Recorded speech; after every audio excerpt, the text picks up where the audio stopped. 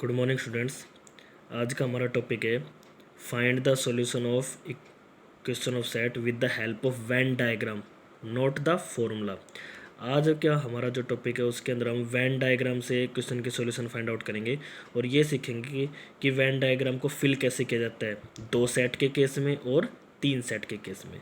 तो मैं क्वेश्चन पढ़ता हूँ फिर हम आगे स्टार्ट करते हैं, ठीक है। तो क्वेश्चन नंबर फर्स्ट है, if X and Y two sets such that X union Y has 50 elements, X has 28 elements and Y has 32 elements. How many elements does X intersection Y has? इस question को मैं आपको Venn diagram से solve करके बताऊंगा और ये बताऊंगा कि फिल कैसे होगा। तो सबसे पहले by the given data, number of element of x 28, number of element of y 32, number of element of x union y is equal to 50. We have to find the value of number of x intersection y. Let number of x intersection y is equal to x by Venn diagram. ये पूरा set मान लिया मैंने x, ये पूरा set मान लिया मैंने y। जब भी हम वेन डायग्राम को फिल करेंगे तो सबसे पहले कॉमन वैल्यू को फिल करेंगे। क्या वैल्यू को फिल करेंगे? कॉमन वैल्यू को। कॉमन रीजन ये है, ये कॉमन वैल्यू आएगी और कॉमन वैल्यू ये जो आपका रीजन है, मैंने पिछली क्लास में क्या बताया था, ये इंटरसेक्शन होता है, एक्स इंटरसेक्शन वाई होता है। एक्स इंटरसेक्शन वाई की वैल्यू कितनी है? एक्स। तो ये एक्स को फिल करेंगे। अब ये पूरा रीजन किसका है? एक्स का है। एक्स के अंदर कितने एलिमेंट हैं? 28। हमने यहाँ पे कितने फिल कर दिए? एक्स। तो बचेंगे कितने? 28 माइनस एक्स। कितने बचेंगे? 28 माइनस एक्स। सेम ये पूरा रीजन किसका है? वाई का। वाई के अंदर कितने एलिमेंट हैं? 32। तो हमने एक्स भर दिए, तो कितने बचेंगे? 32 माइनस एक्स। समझ गए?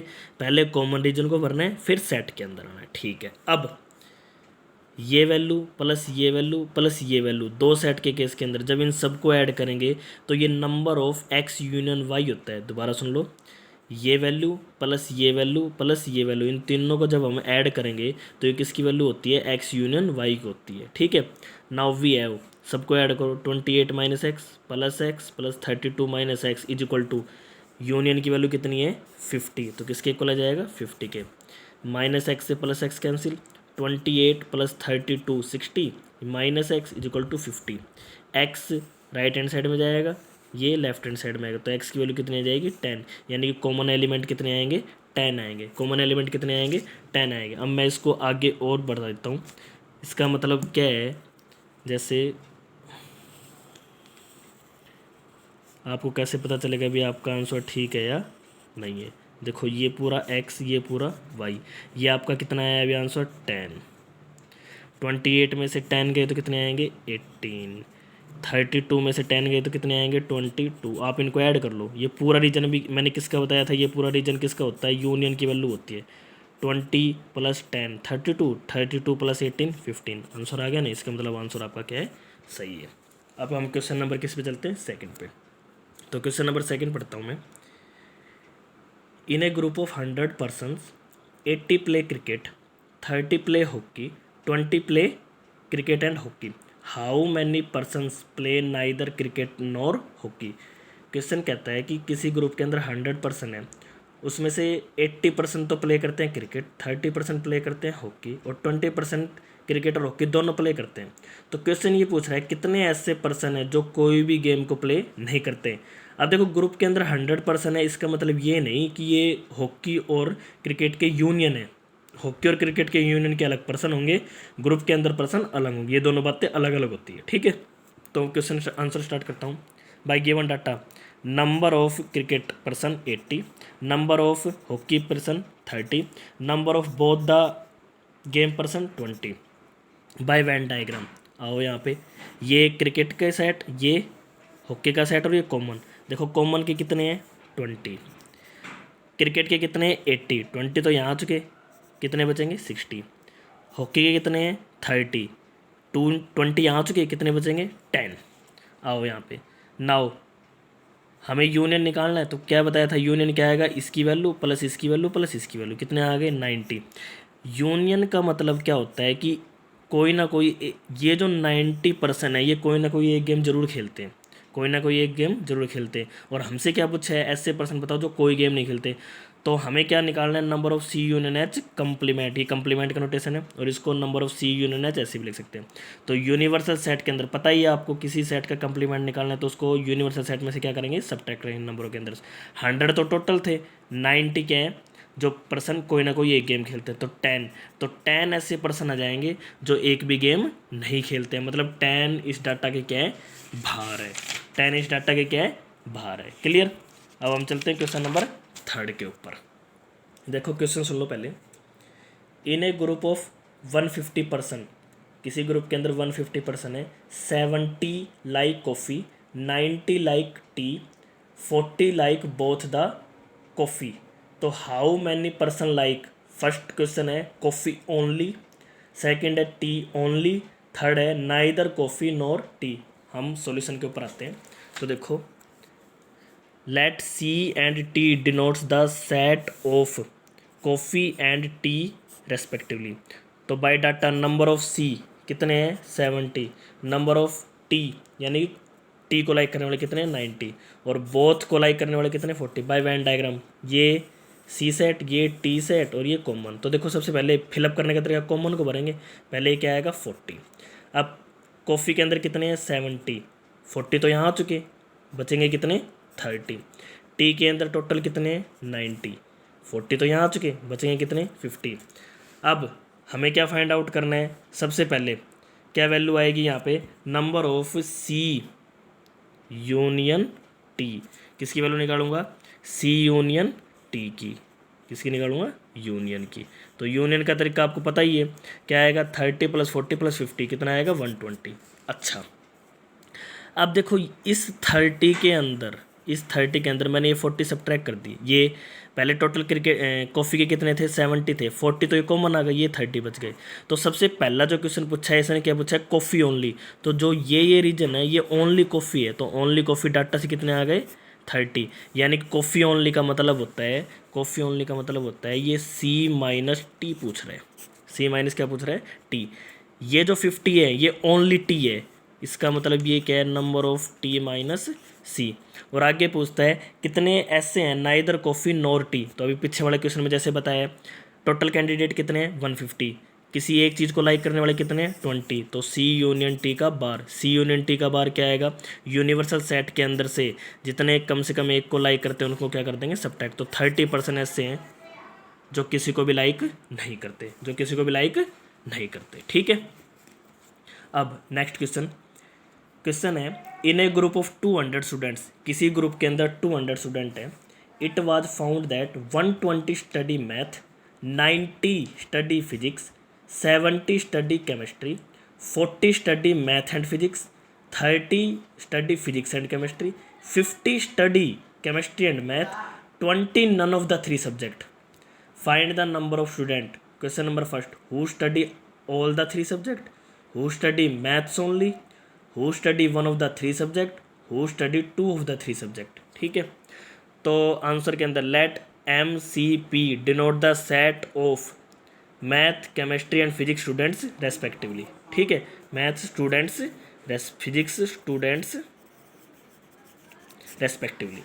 तो by data given that number of math student 120, number of physics student 90, number of chemistry student 70, number of physics and math student 40, number of physics and chemistry 30, number of math and chemistry 50, and number of M union C union P यानी none of these कोई नहीं ले रखा, वो 20 है। ठीक है। तो सबसे पहले इसी को सोल्व करूँगा, क्योंकि हमें पता है कि अगर वेन डायग्राम को फिल करना है तो तीनों के कॉमन आने चाहिए ना। तो number of M union C union P बार को हम क्या लिख सकते हैं, number of universal set minus this, मतलब at least one of the 3 subject. तो number of M union C union P ये आ जाएगी 180। तो टोटल स्टूडेंट कितने आ गए, 180 आ गए, मतलब 180 स्टूडेंट है जो किसी ना किसी सब्जेक्ट को उसने अडोप्ट कर रखा है। ठीक है। तो हम फिल करेंगे, इसमें 3 बनेंगे क्योंकि मैथ, फिजिक्स और केमिस्ट्री। आओ यहाँ पे, तो देखो ये केमिस्ट्री का, ये मैथ का और ये आपका फिजिक्स का, तीनों में ये कॉमन है ना, ये एरिया कॉमन है।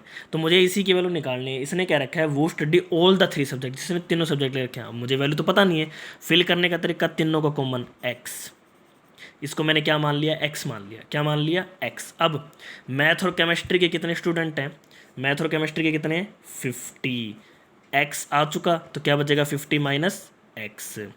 उसके बाद क्या नाम है, केमिस्ट्री और फिजिक्स के कितने स्टूडेंट हैं, 30। एक्स मैंने यहाँ पे भर दिया, क्या बचेगा 30 माइनस एक्स। उसके बाद मैथ और फिजिक्स के कितने स्टूडेंट हैं, 40। मैंने यहाँ पे क्या भर दिया, एक्स तो फिल कर दिया, तो 40 माइनस एक्स। ठीक है, अब केमिस्ट्री की बारी आती है। केमिस्ट्री के कितने स्टूडेंट हैं, केमिस्ट्री के कितने स्टूडेंट हैं भाई, 70। तो सिर्फ इस एरिया को निकालने के लिए मुझे 70 में से इन तीनों को क्या करना पड़ेगा, सब्ट्रैक्ट करना पड़ेगा। क्या करना पड़ेगा, सब्ट्रैक्ट। जब 70 में से इसको इसको और इसको सब्ट्रैक्ट करूँगा तो ये बचेगा। अब मैं इस एरिया में मैथ में आता हूँ। मैथ में कितने हैं, 120। मुझे सिर्फ इसकी वैल्यू चाहिए, तो 120 में से इसको इसको और इसको सब्ट्रैक्ट कर दूंगा, कितना जाएगा 30 प्लस एक्स। अब बात आती है फिजिक्स की। फिजिक्स के कितने हैं, 90। तो मुझे इस रीजन की वैल्यू चाहिए, ये क्या है, कितने नंबर है, तो 90 में से इसको इसको इसको सब्ट्रैक्ट कर दूंगा, ये वैल्यू आ गई। क्लियर। अब एक बात बताई थी मैंने, जैसे 2 के अंदर तो 3 ही वैल्यू आती हैं। अब इसको प्लस इसको प्लस इसको प्लस इसको प्लस इसको प्लस इसको प्लस इसको, ये सारी किसकी वैल्यू आएगी, यूनियन की वैल्यू आएगी। किसकी वैल्यू आएगी, यूनियन की। जो हमारा कितना दे रखा है 180, यही तो यूनियन है। आ जाओ अब यहाँ पे। तो बाय कंडीशन सबको ऐड कर दिया मैंने। सबको ऐड करने के बाद किसके को रख दिया, यूनियन जो हमने ऊपर निकाला है। क्या वैल्यू आ जाएगी यहाँ से 20। और 20 किसकी वैल्यू है, number of M intersection P intersection C. मतलब पहले क्वेश्चन का आंसर यही है, जिन्होंने who study all the 3 subject, कितने आएंगे 20। कितने आएंगे 20। अब मैंने उसमें क्या किया, एक्स की वैल्यू पुट कर दी, ये नया वेन डायग्राम बना लिया सबकी जगह, तो 20 आ गया। अब इसने क्या रखा है, ओनली मैथ। तो ओनली मैथ का तो ये रीजन है बस, कितने आएंगे 50। आगे कहता है 1 ऑफ द 3 सब्जेक्ट, जिन्होंने सिर्फ एक एक सब्जेक्ट ले रखा है, तो इसने only math, only physics, only chemistry. ठीक है, कितने जाएंगे 100। आगे कहते हैं हु स्टडी 2 ऑफ द 3, मतलब 3 में से दो, तो ये 3 में से दो हैं, 30, 10 और 20, कितने आएंगे 60। कितने आएंगे 60। ठीक है, कितने आएंगे 60। ये बात है इसके अंदर। क्लियर। आओ अब यहाँ पे आते हैं next question.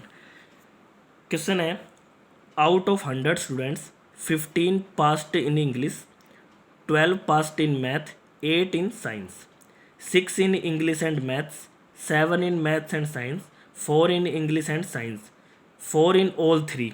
Find how many passed in first English and maths but not in science. मतलब वो इंग्लिश और मैथ में तो पास है लेकिन साइंस में पास नहीं है। सेकंड है maths and science but not in English, math और साइंस में तो पास है लेकिन इंग्लिश में पास नहीं है।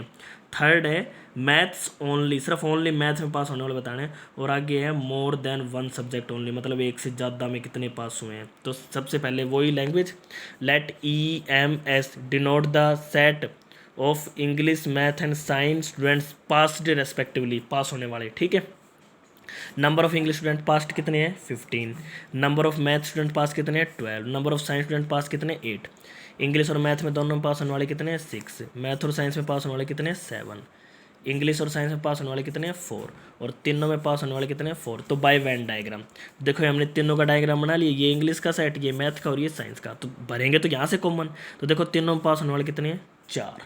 उसके बाद इंग्लिश और मैथ में कितने हैं 6, 4 आ चुके, 2 आएंगे। ठीक है, उसके बाद मैथ और साइंस में कितने हैं 7, 4 यहाँ भर चुका, 3 बचेंगे।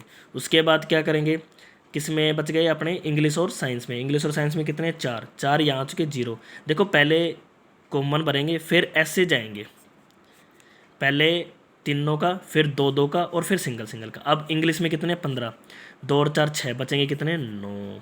उसके बाद साइंस में कितने हैं 8, कितने बचेंगे 4 और 3 7, 1 बचेगा। उसके बाद मैथ में कितने हैं 12, 4 और 2 6, 6 और 3 9, 9 और 3 12, पूरा भर गया। अब आ जाओ English and maths but not science, कहता है वो बताओ जो इंग्लिश और मैथ है लेकिन साइंस नहीं है, तो कितने आएंगे, ये इंग्लिश और मैथ है लेकिन साइंस नहीं है इनके अंदर, तो कितने आएंगे 2। इंग्लिश एंड मैथ के हैं बस ये, अगर इसमें होते तो ये साइंस हो जाता लेकिन नहीं पता। आगे है math and science, math and science but not English, तो कितने आएंगे 3 आएंगे। आगे ओनली मैथ, ओनली ये रीजन ओनली मैथ का होता है, तो कितने आएंगे 3। आगे मोर देन 1 सब्जेक्ट, तो मोर देन 1 सब्जेक्ट का मतलब क्या होगा, मोर देन 1 सब्जेक्ट का मतलब बताओ आप क्या होगा। मोर देन 1 सब्जेक्ट का मतलब क्या होगा, एक से ज़्यादा सब्जेक्ट है, एक से ज़्यादा सब्जेक्ट। देखो इन ये 3 9 और 1 ये तो 1 सब्जेक्ट वाले हैं, इसका मतलब इन सबको ऐड करना पड़ेगा। ये 2 सब्जेक्ट, ये 2 सब्जेक्ट, ये 2 सब्जेक्ट, ये 3 सब्जेक्ट। मोर देन 1 सब्जेक्ट का मतलब है या तो 2 सब्जेक्ट ले रखें या 3 सब्जेक्ट के। 2 + 0 + 4 + 3 कितना आएगा 9। कितना आएगा 9। ठीक है, तो ये क्वेश्चन क्या थे आपके, how to fill Venn diagram in case of 2 sets and in case of 3 set, and how to solve the question without formula but use of Venn diagram. तो आपको ऐसे क्वेश्चन सोल्व करने हैं। Okay, thank you.